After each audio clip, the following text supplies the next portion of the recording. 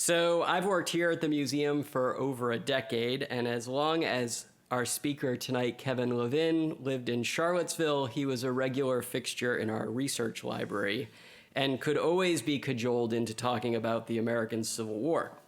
So when we received word of the publication of Searching for Black Confederates, we leapt at the opportunity to bring him back to the Virginia Museum of History and Culture. Not surprisingly, our friends at the American Civil War Museum were also working to bring Kevin back to Richmond, and so I'm very pleased that together we're able to make this evening's program possible. Tonight's program is part of a series of discussions our museum has been hosting in conjunction with our most recent exhibition entitled Determined: The 400-Year Struggle for Black Equality, which will be on display through March of 2020. Which explores the impact that African Americans have had and continue to have in the story of our state and our nation. I'm also pleased that tonight's program is a continuation of our longtime partnership with the American Civil War Museum and the work that both of our organizations have been doing together and separately to engage in meaningful discussions about our shared past. So tonight we're fortunate to have with us Stephanie Arduini, the Director of Education and Programs at the American Civil War Museum, who will introduce tonight's speaker.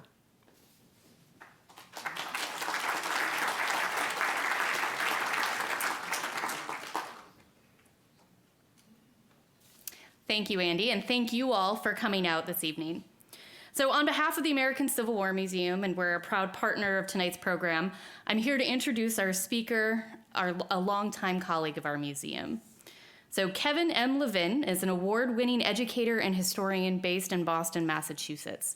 He's written extensively about the American Civil War and has spoken across the country on how we choose to remember the Civil War, including the controversies surrounding Confederate monuments and the idea of Black Confederates. Kevin is the author and editor of several books, including his most recent, Searching for Black Confederates, the Civil War's Most Persistent Myth. His writings and expertise have appeared in such national media, including the Washington Post, the New York Times, Wall Street Journal, The Atlantic, Smithsonian, C-SPAN, NPR, and Vox. He is currently working on an edited collection of primary sources and secondary sources on the history and memory of Confederate monuments for classroom use, as well as a biography of Colonel Robert Gould Shaw of the 54th Massachusetts Volunteer Infantry. Kevin's background as an educator is essential to all that he does. Over the past 20 years, he has taught a wide range of high school and college courses in American history. And he's currently teaching high school students at Gann Academy in Waltham, Massachusetts, where he continues to work extensively with educators there and educators and students around the country to better understand difficult subjects, such as the ongoing controversies surrounding Civil War memory. So please help me welcome our speaker tonight, Kevin Levin.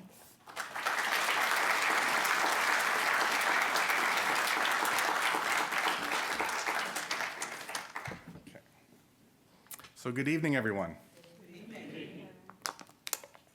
Okay. So I am thrilled to be here tonight. Thrilled to be back in Richmond.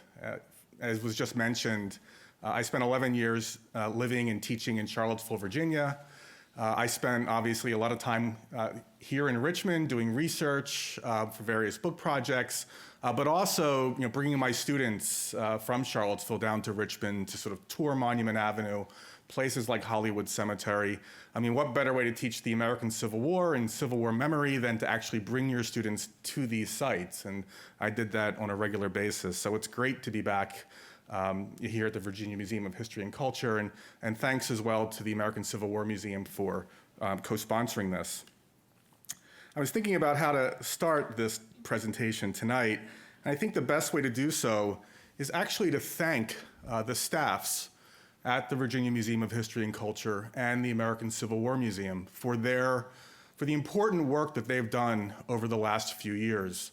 And I'm thinking stretching back at least to the beginning of the Civil War sesquicentennial, and obviously more recently, in light of the violence that took place in Charleston, the murders that took place as a result of Dylann Roof's visit, if you will, to the AME Church in Charleston, the murders that took place, And of course, more recently here in Virginia in 2017 with the white supremacist rally in Charlottesville that left one young woman dead. These conversations, I think it's safe to say, are obviously about how we are now remembering or struggling to come to terms with the memory of the Civil War, the legacy of the Civil War and Reconstruction.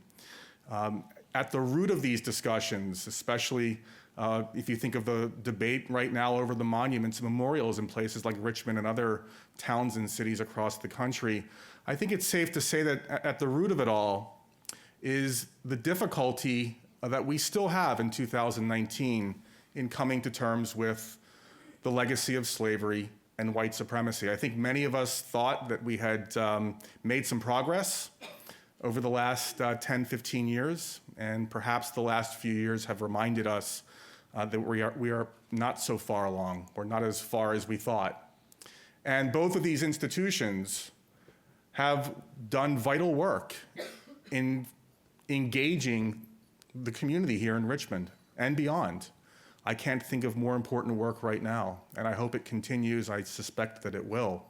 But the book that I just finished is very much a part of this conversation about the legacy of the war and Reconstruction, and I think the difficulty of just what the Civil War was about, what Reconstruction was about, and just the contested landscape of it all, what we're still dealing with 150 plus years later.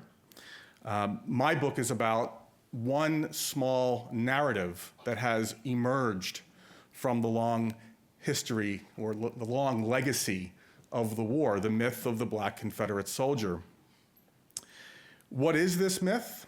Well, it's actually a very narrow, it's a very sort of well-defined myth. Depending on who you talk to, the claim is that anywhere between 500 and 100,000 African Americans fought as soldiers in the Confederate Army. Now that, of course, right off the bat should send some warning lights going. We should see some warning lights going off, right? We can't seem to narrow it down between 500 and 100,000. So right off the bat, the fact that the people who are pushing this narrative can't agree on a number or even come into close proximity of an agreed upon number is actually quite telling. But what I want to do is I want to start with the following image, because for many people who have fallen for this narrative, this myth, who promote it actively, can look no further than the image or the photograph in front of you. For many people, this is one of the most iconic, one of the most important photographs from the history of the Confederate military, because at first glance, it looks as if what you're looking at here are two Confederate soldiers. I would suggest that what you are looking at is in fact one of the most important photographs from the history of American slavery. And that's what I'm going to try to sort of expand upon during this talk tonight. Again, it's easy to see why people fall for this myth. They appear to be both soldiers. They're sitting next to one another. They're both, of course, wearing Confederate uniforms. And what stands out beyond that is that they seem to be armed right to the teeth, right? I mean, anywhere that you can fit a weapon, you've got it, right? And you can find this photograph on hundreds, if not thousands, of websites today.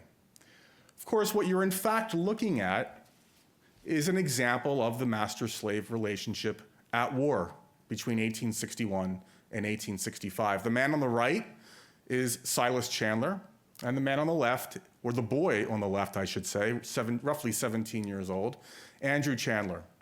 Silas was born into the Chandler family here in Virginia. As a young man, he traveled with the family when they moved to Mississippi, as a lot of other slaveholding families did in the 1830s and 1840s, to take advantage of King Cotton in new states like Alabama, Mississippi, and Louisiana. This family, the Chandler family, ended up in West Point, Mississippi. In the summer of 1861, Andrew enlisted in the 44th Mississippi Infantry.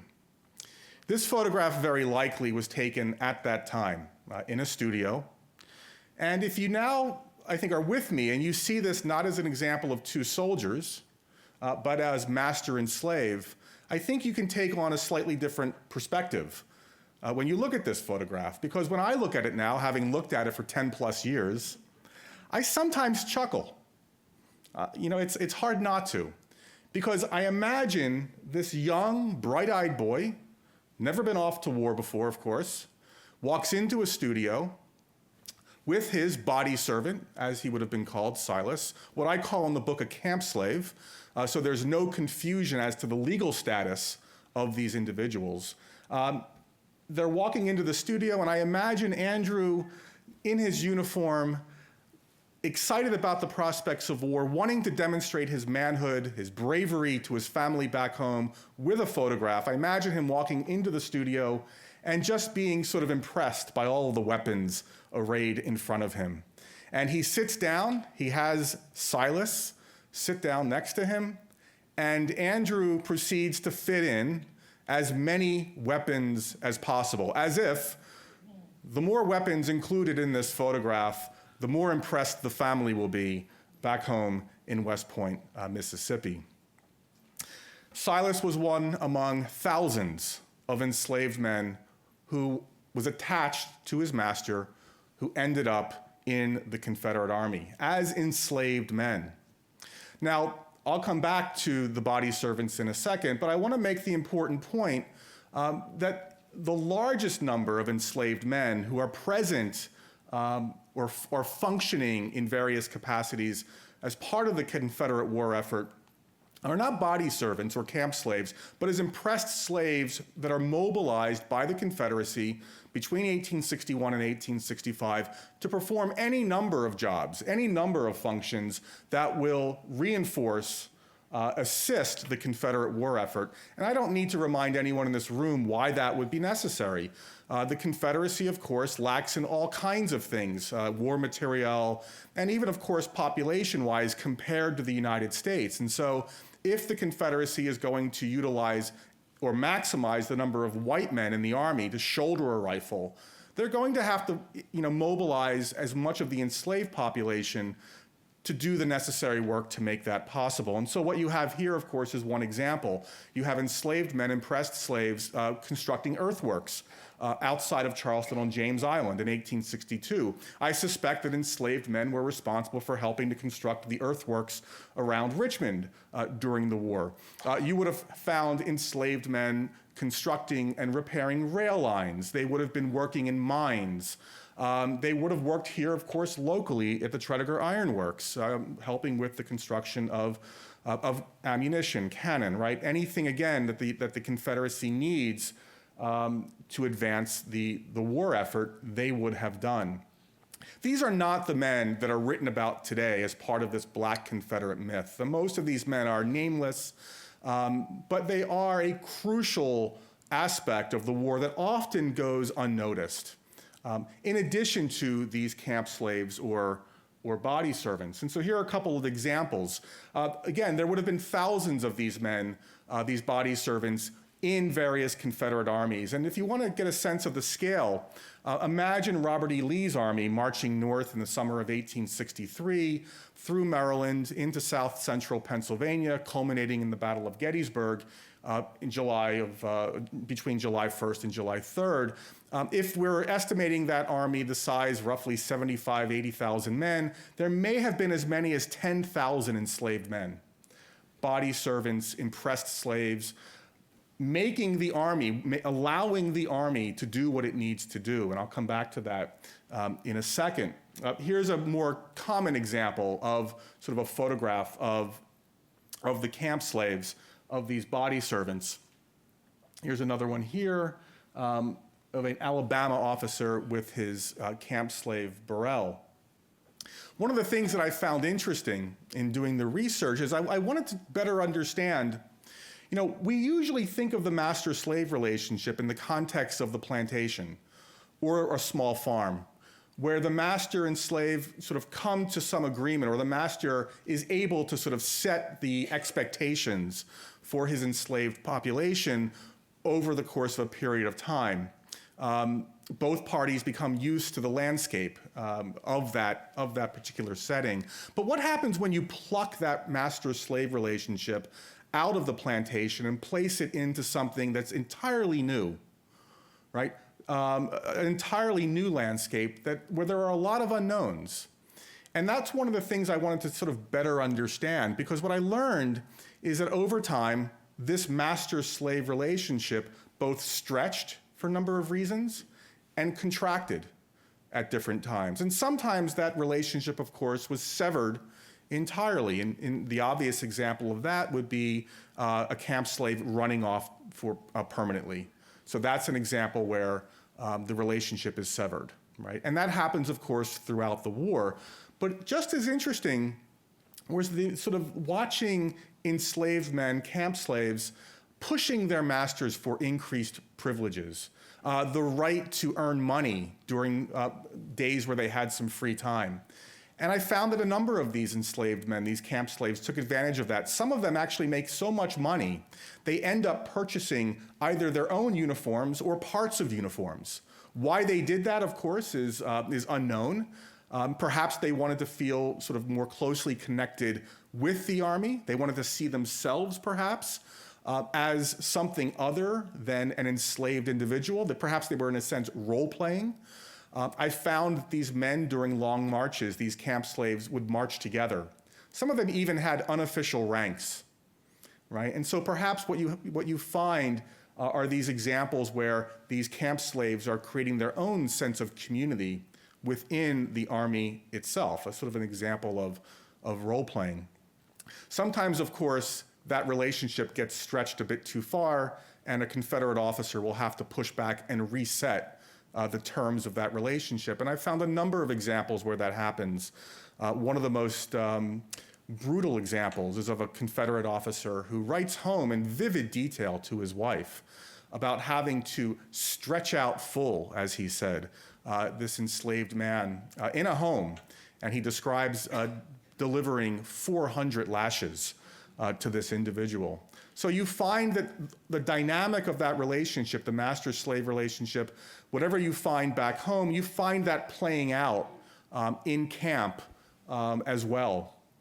I also found a number of examples of what I would describe as genuine other concern for one another. And I want to be very careful about how I frame this, because I want us to keep in mind that we are talking about a relationship that at its center was coercion, was this idea of legal ownership. So I don't want to sort of suggest here that we're talking about friends at war together.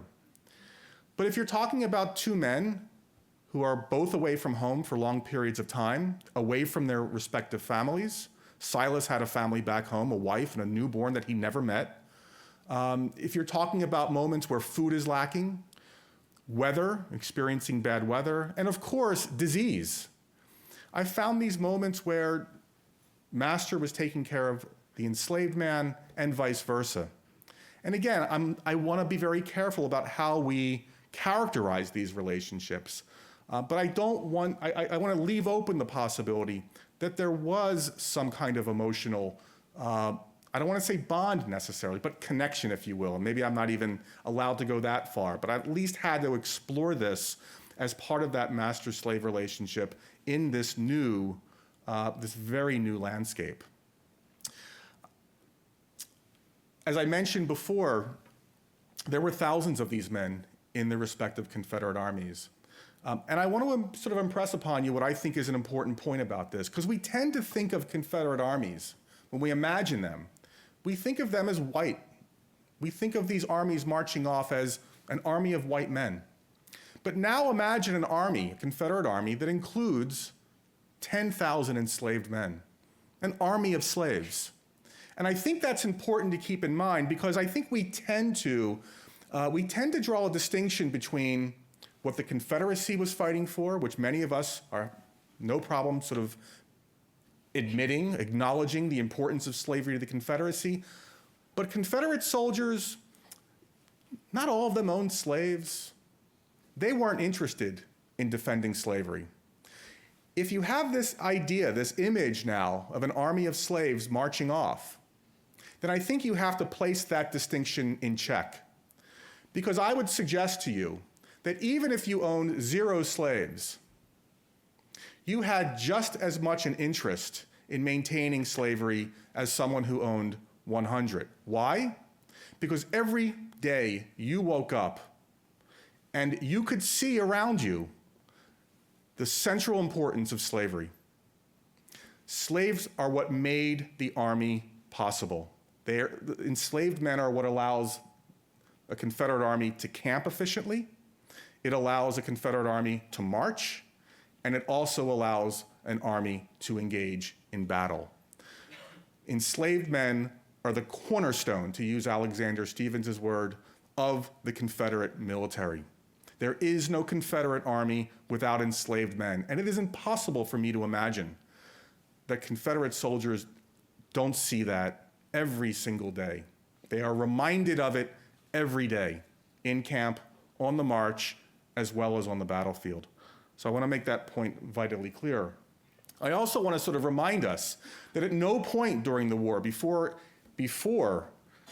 the end of the war in March of 1865, are any Confederates under the illusion of the status of black men in the Confederate Army. I have yet to find a single account of Confederates who are acknowledging before this important debate takes place, which I'll get to in a second, in 1864, that black men are fighting as soldiers in the Confederate Army.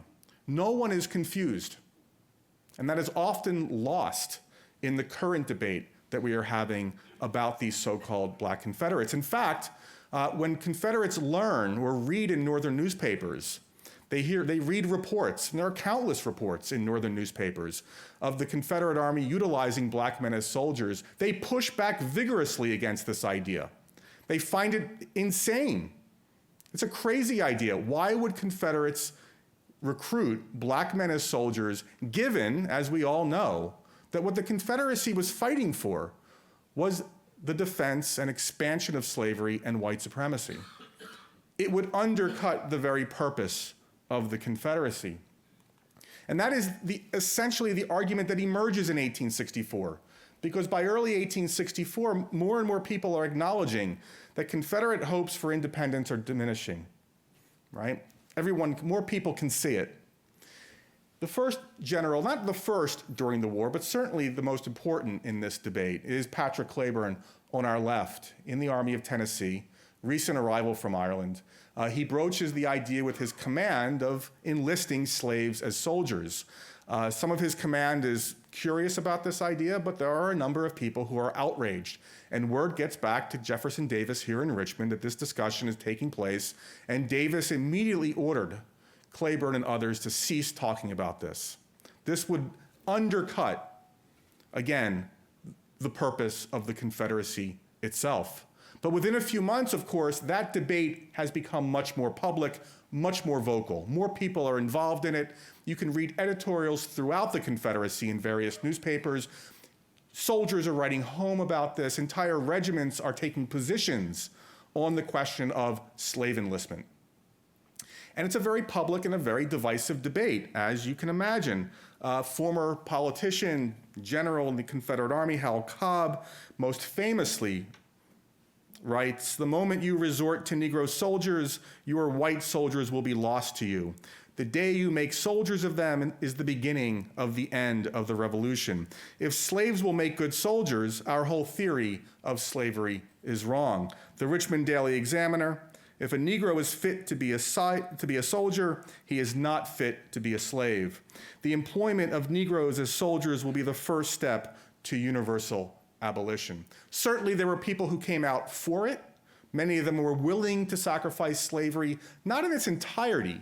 Most of them were willing to sort of allow for limited emancipation for the sake of perhaps extending the war. But this debate goes on throughout 64 and early 65. It's not until Robert E. Lee comes out for it that the Confederate Congress really is able to sort of push for it.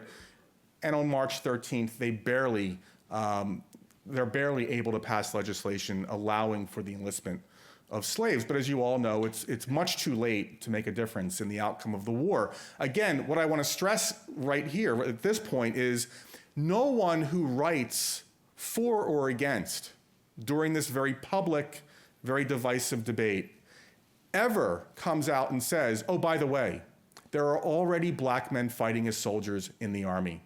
It doesn't exist. And that, of course, I used to have a competition. I offered a reward, a $100 reward on my blog for a number of years, if you could find it. It would have been the find of the century, as far as I was concerned. Just a quick cartoon, Northern newspapers having a little bit of fun at the expense of this proposal, the idea being, of course, that once you recruit these black men as soldiers in the Confederate Army, they will immediately drop their weapons, and of course, you know what follows. They're going to run off to the enemy. The war ends in the spring of 1865, as it began for the Confederacy. Despite the last-minute legislation, it ended pretty much as a white man's war, okay? The post-war period is interestingly consistent with the war years. Camp slaves, black body servants are a prominent feature in the lost cause of the post-war South. This narrative that defeated Southerners, defeated Confederates, developed as a way to sort of explain defeat, as a way to explain what had just happened. Right? The war wasn't about slavery in the end. Their generals like Lee and Jackson remained morally just. The Confederate cause, of course, also remained morally just. And at the center of it all is the enslaved population remained loyal to the Confederacy until the very end of the war. And camp slaves are a central image, if you will, in making that claim, right? And here you have, of course, a popular post-war illustration, Jackson leading a religious service, and you can see to his right, you can see the body servant, right? You can see the camp slave. And it was, again, a popular image in this sort of post-war literature. Confederate veterans write about their loyal body servants. They forget all about body servants running off, different kinds of protests that take place, or rocky relationships between master and slave. The relationship was perfect. It was an expression of sort of Southern paternalism in the end. Here you have another image. You can see one black man lounging by a tent, and in the background, you can see a couple black men and women preparing food. Again, central features in this sort of lost cause narrative. And this continues into the end of the 19th, early 20th century, when Confederate veterans get together for their reunions. Former body servants are present, are consistently present, in some cases in fairly large numbers, from what I can tell. They may have attended for any number of reasons, I suspect. Some of them perhaps wanting to maintain connections made during the war. Some of them, it seems to me, have self-interested reasons. Perhaps they believe that attending a Confederate reunion might reinforce their position back home. Remember, some of these Confederate veterans now occupy important positions of leadership in their respective communities, so perhaps attending might place them in good favor back home. Some of them earn money at these reunions, which you want to remember attract thousands of people from around the country.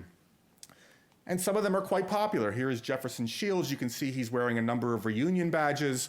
He attends at least 10 Confederate veterans reunions during the post-war period. One of the most interesting examples is this man, Steve Eberhardt Perry, fascinating man from Georgia. His master's surname was, of course, Eberhardt.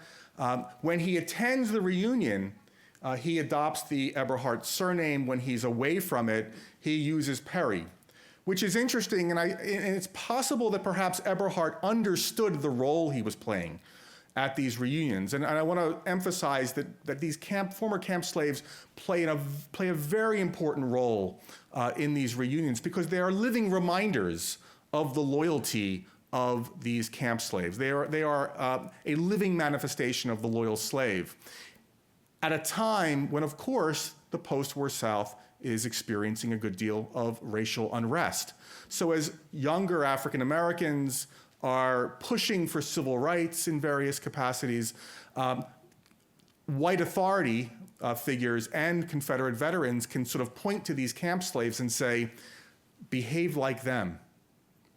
Know your place, just like these individuals do. They were loyal to their masters during the war and the Confederacy, and they remain loyal even decades later. They know their place in society. And so they take on a very important kind of a symbolic role at these reunions. And Eberhardt seems to understand this. In fact, at one point at a reunion, he says the following. He says, "I shall ever remain in my place and be obedient to all the white people. I pray that the angels may guard the homes of all Rome," meaning Rome, Georgia, "and the light of God shine upon them." And then he goes on to say, "I have always been a white man's," and then he uses the N-word, "and the Yankees can't change me, sir." Did he really believe this? Did he understand that that's what white audiences wanted to hear? Very difficult to know, of course. But that kind of language courses throughout what you hear, the records from these veterans reunions. So I suspect that many of these former camp slaves understand that they are role-playing. They're filling that important role for these white Southerners during the period of Jim Crow. Here's another wonderful image. You can see Steve Eberhardt with the flamboyant hat and carrying the Confederate flag. He's sitting there. He was also known for carrying 2 live chickens. He played the role of the forager, right, as someone who during the war was able to sort of rustle up food at crucial moments. And so he was known for carrying 2 live chickens around. If you if you just go 2 people to the right, you'll see a man wearing a hat and what appears to be a white ribbon. If you actually blow up this photograph, that ribbon very clearly says ex-slave. You'll find this photograph on, again, numerous websites as an example of the many black men who fought as soldiers. These are all formerly enslaved men. They are not soldiers. And there is no record of Confederate veterans or anyone else that attended these reunions that was under the impression that any of these men was fighting or fought as a soldier during the war. They're very consistent with the war years. Here's another one. I'm just going to go through these. This gives you a sense of just how sort of popular the image of the loyal slave was by the beginning of the 20th century. This is an advertisement from the New York Tribune. You have Robert E. Lee selling a new washing machine, which of course makes perfect sense. It reflects, of course, Lee's prominence, his place in the national memory by the early 20th century. But notice next to him is the camp slave cleaning his socks, right? So that's also included, which I find quite interesting. You'll also find the camp slave, the memory of the camp slave in Confederate monuments. And of course, that period between 1880 and 1930, when many of these monuments and memorials are dedicated, I sort of want to make the important point here to remember, that it's important to remember that these monuments and memorials are not history lessons. They are not. They tell us about how specific organizations and perhaps the culture at large chose to remember the Confederacy and the American Civil War. And I think the best way to make that point is to look at monuments and memorials that specifically focus on African Americans, and of course, specifically the camp slave. And there are a number of them. But just before I get to that, to give you a sense of just how deeply or popular this sort of memory of the loyal slave was at this point in time in the 1920s, just remember that the U.S. Congress was debating whether or not to construct a national Mammy Monument for the National Mall. So imagine today visiting the Lincoln Memorial, Jefferson Memorial, Washington Monument, and the Loyal Mammy Monument on the Mall. That didn't happen. But that they were debating it, of course, says a great deal. But there were camp slave monuments to individual camp slaves, as you can see here. There is one in Fort Mill, South Carolina.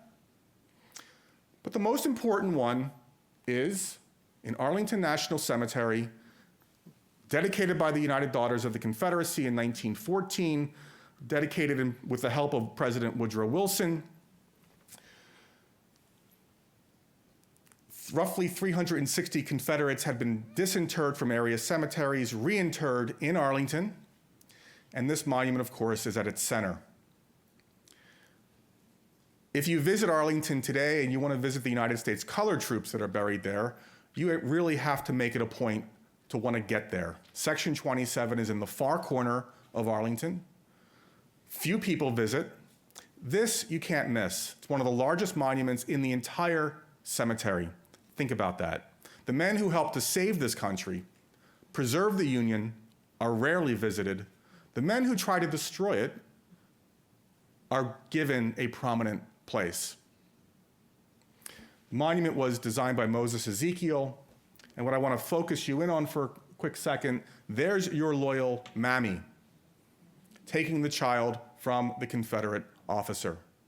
But if you look to the left, you will see what appears to be a black man wearing a Confederate kepi and uniform. You will find this image, this photograph on hundreds of websites as evidence that the UDC understood the importance of remembering the black Confederate soldier.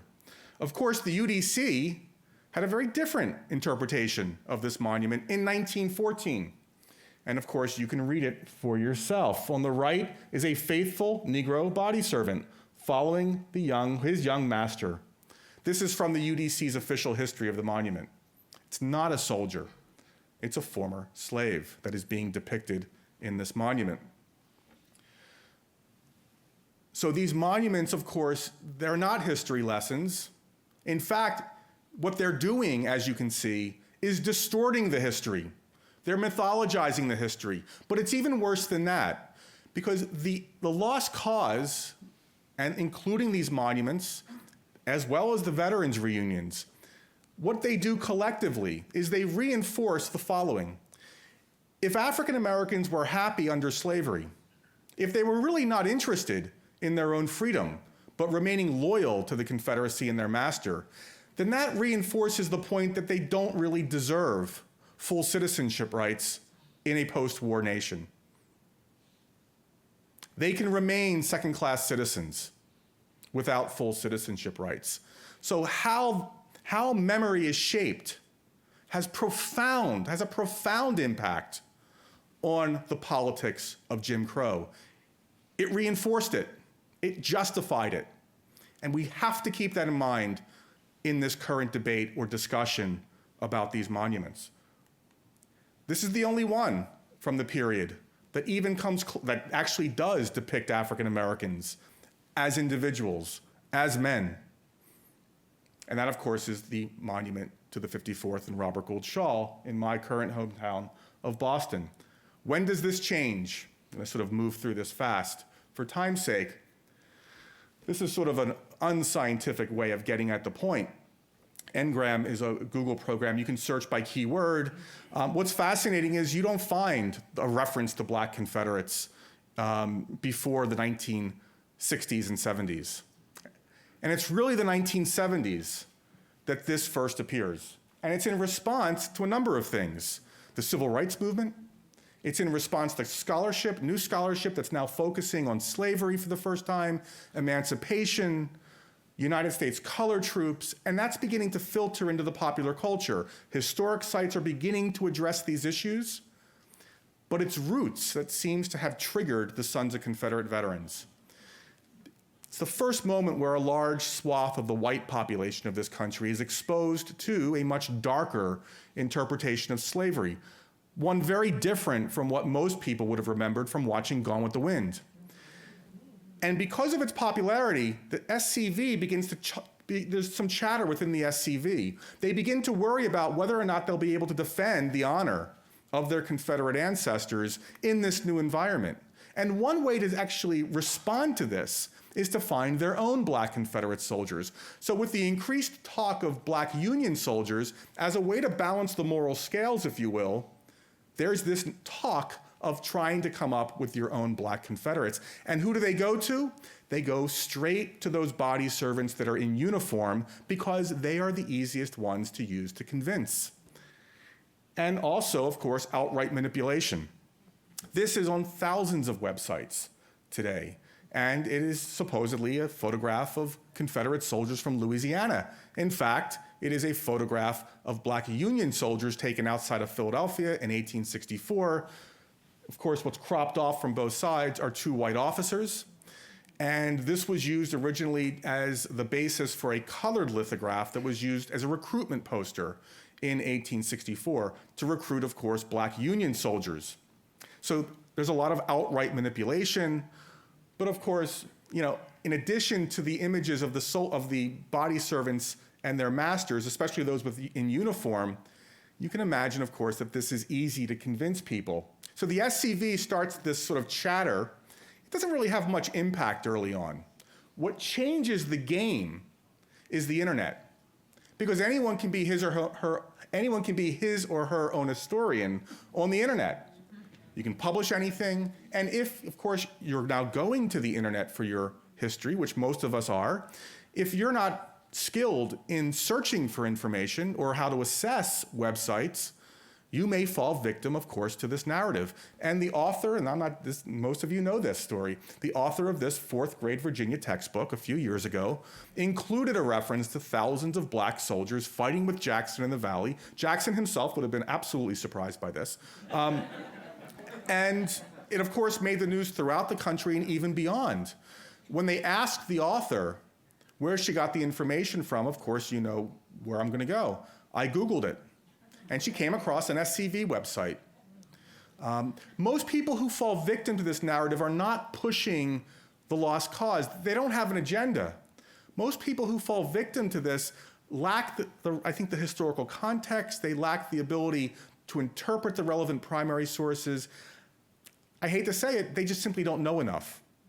And going to some of these websites and seeing these photographs, some of the ones I've shown you, you can see how people will fall victim to it.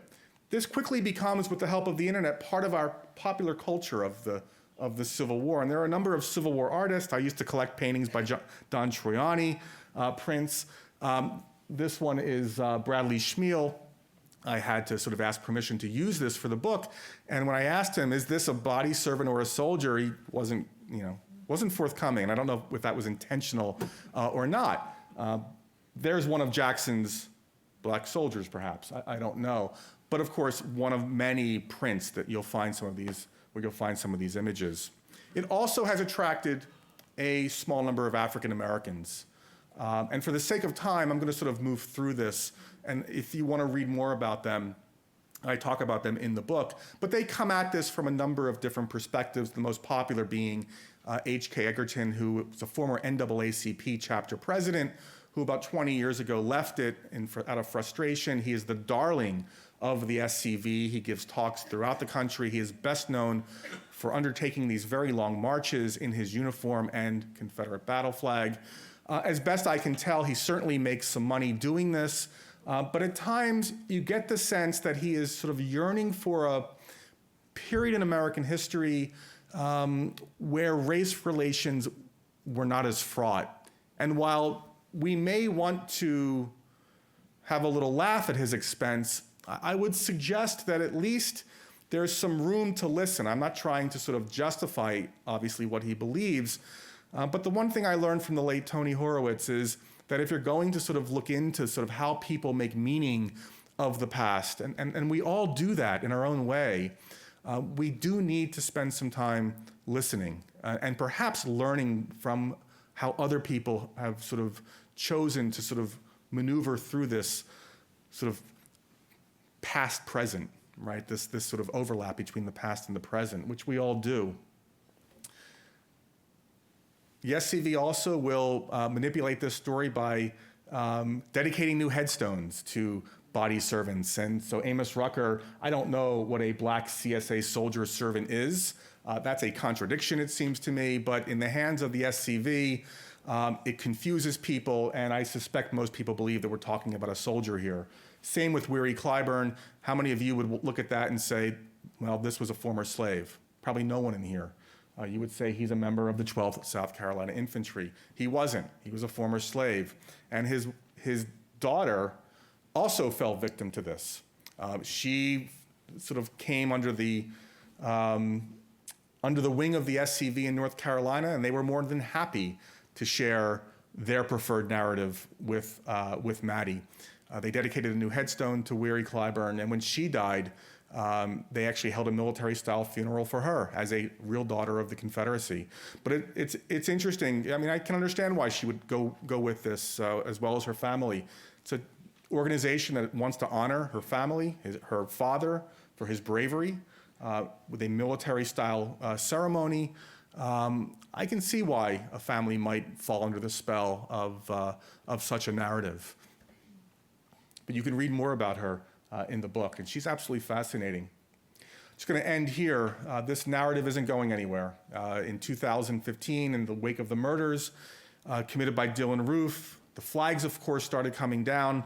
The SCV in South Carolina was very vocal. They came out with a statement, historical facts show that there were Black Confederate soldiers.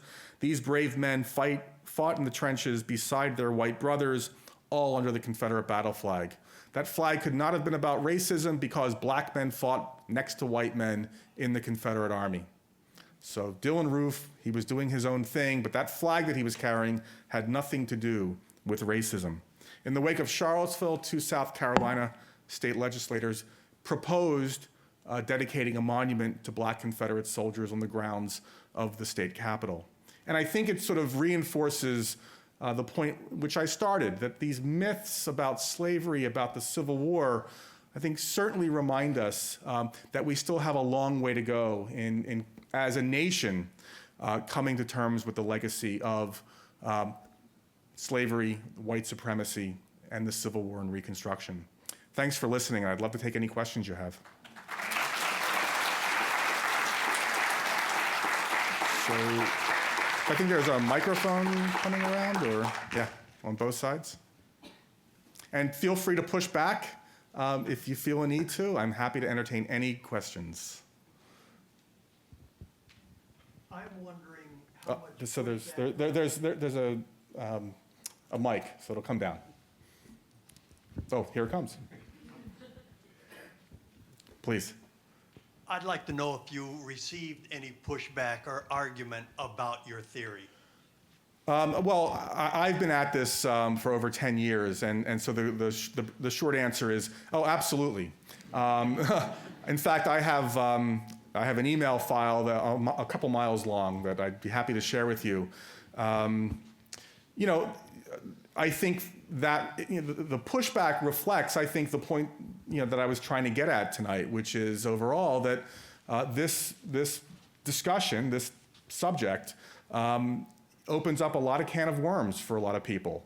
And people who are unprepared or unwilling, for whatever reason, to wade into the actual history, this is in part what you end up with. People who sort of unleash their rage, which is fine. As someone who studies memory of the Civil War, I find it sometimes interesting to sort of read that response because it often reflects sort of implicit assumptions about where that individual is coming from. But I gotta say, this was not a difficult book to research. It's not as if I had to go sort of deep undercover and get permission from archives that were unwilling to share their materials. Confederates were very upfront about the place of African Americans in the Army during the war and within the broader culture, the Civil War culture, or, the veterans reunions, et cetera, after the war. You don't have to go far to actually get at, dare I say, the truth. Thanks for the question. I'm curious if the military would have entertained the idea of giving Black soldiers weapons. Well, I mean, that's a wonderful point you're making because, of course, as all of you know, one of the big fears for white Southerners throughout the entire antebellum period is the potential of slave rebellion, right?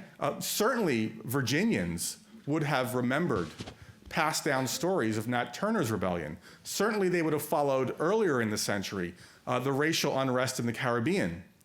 So, and of course, even the rumors of slave violence is enough to send fears throughout, communities.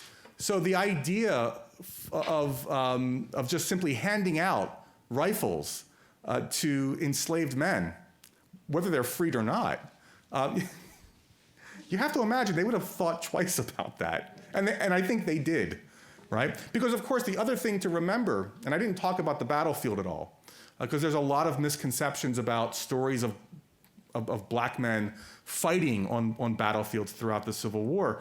White soldiers, Confederates, are deeply ambivalent when they see their camp slaves rushing onto the battlefield, because the battlefield is a place for white Southern men to defend and display their honor. It's not a place for Black men to demonstrate their bravery. if they're as brave as white men on the battlefield, as skilled as white men on the battlefield, then to sort of paraphrase Hal Cobb, what are we doing here? It's going to undercut the revolution. Slavery itself is undercut. The very assumptions that undergird the slave system. And of course, when they hear that the United States has decided to enlist soldiers, this is a nightmare. And of course, what do Confederates do on battlefields throughout the South during the war when they come face to face with black men, US soldiers? They murder them. They slaughter them. Why? Because they don't see them as soldiers. They see them as slaves in rebellion. And don't take my word for it. My first book was about a slaughter at the Crater. They wrote home about this in vivid detail. So it's a great point you're making. Thank you. Hi, Kevin. Yes, it would seem to me to starting out on this, and as you work through it, you'd have to come up with a really good, clear definition, at least to you, of what a soldier was, the term soldier, and what constituted military service, which can be broadly defined, but it would seem to me that you would have wanted to come up with a pretty clear definition. How did you do that? Did you do that? How did you do it? And how does that kind of inform the discussion as to what a soldier is and what service, in the sense that people want to use it, is? That's a really good question. And I didn't have to invent a definition. I simply followed what Confederates tell us or told us during the war itself. And I think for both sides, for the United States and the Confederacy, it's the idea of the citizen soldier, that as a citizen of a nation, you have an obligation to come to its defense when it's under threat. And of course, both sides engaged in the draft, right? And of course, you're drafted. The draft is justified because, of course, as a citizen, you have an obligation to come to the defense of your respective country. Beyond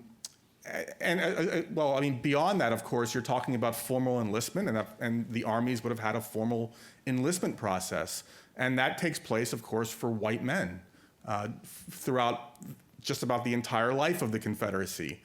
For the United States, of course, it's a little bit more complicated because, by 1863, they do start enlisting black men. But the difference, of course, is, and I think this is an important point to remember, black men are serving as non-citizens. Remember, the Supreme Court in 1857, in the Dred Scott decision, ruled that African Americans are not citizens and cannot be citizens of the United States. So I didn't come up with a definition. I just simply followed along with what the Confederacy, what they did during the war in terms of recruiting men into the respective regiments. I hope that sort of is good. I want to thank you for coming and for giving us this presentation. You're welcome. As you have indicated, you are certainly aware that there are other scholars who have looked at the same evidence that you have done and have come to markedly different conclusions. Some of them, indeed, are African Americans. I'm acquainted with some of them. There are scholars of earlier day whose work has not been refuted by any means. One of them, I was privileged to know, was Eugene Genovese, who was working on some of these issues at the time of his death. We need to recognize that people change their minds over time. They change their attitudes over time. There were people in the South who thought secession was a mistake, as in the event it proved to be. There were people in the North who thought the South should be allowed to go peacefully. I'm not sure what the question is. The question is, do you recognize that there are other opinions? And do you recognize the possibility that this persistent myth persists because it is a myth? So I'm going to try and respond, but thank you. Is there a range of opinion on this? The answer, of course, is absolutely. Now Genovese, Eugene Genovese, in fact, did write a little bit about this specific issue in one of his last books. It was a small book, published by Cambridge University Press called Fatal Deception. And he does address this issue. He actually addresses the issue of the enlistment debate, but there's nowhere in this specific book that Genovese talks about black soldiers. Genovese is very clear, in fact, that the Confederacy was engaged in something very different, was going to make a drastically, a new move in a very different direction by 1865. So I'm not quite sure what in Genovese you're referencing. And perhaps we can talk later on. Look, let me just sort of be clear here. I don't claim to have the last word on this subject. I mean, I'm a working historian. I looked at the evidence. I provided what I think is an interpretation that actually takes seriously what Confederates themselves said during the war and what they said after the war. And as best I can tell, the idea that the Confederacy had recruited before 1865 significant numbers of black soldiers, that would have been a huge surprise to real Confederates. If you can find me the evidence, I would love to see it, because I would learn something. And I am, as a historian, always. I mean, historians, we put stuff out there, we look for that response and that pushback. New evidence comes to light, new questions are posed. The questions that are posed oftentimes lead to new interpretations. Some of those interpretations compete with one another. Sometimes they supplement one another. So I am all for learning more about this subject. So that's the only way I can respond to what you offered, and I thank you. This will be the last question. Hi, thank you for coming to speak tonight. Of all of the persistent myths surrounding Confederate memory, what about this one in particular attracted you to it enough to write about it and address it? Yeah, I first came across it roughly in 2008. And I think there are a couple things. First, as someone who is interested in memory, it's just a wonderful case study to get at many of the sort of deeply ingrained myths about the Confederacy, specifically about slavery more generally. But then as an educator, as someone who has taught for the last 20 years, and I'm seeing, of course, over the years, my students more and more, our students more and more are now relying on the internet. And watching the way they're engaging or looking, searching for information and assessing it, and it's almost entirely lacking. And so it's always interesting to it has been interesting for me to look at this as an example where the internet was supposed to be this, this wonderful new tool, powerful new tool, which it certainly is. But I think there is a certain truth to this idea of, well, I wouldn't say fake news, but fake history. You can certainly apply it. It's just fascinating to watch that the more we're relying on the internet, the more we're being led astray. And that is where this myth lives and thrives. And as an educator, I'm just sort of fascinated by that. It's not just history, it's any subject out there, especially, of course, science. And it can be dangerous. I mean, look at what happened to the author of that textbook. So it brings together a number of things for me as a historian and an educator. Thanks for the question. Kevin will be available in the lobby for other questions and conversation. And let's give him one more round of applause. Thank you.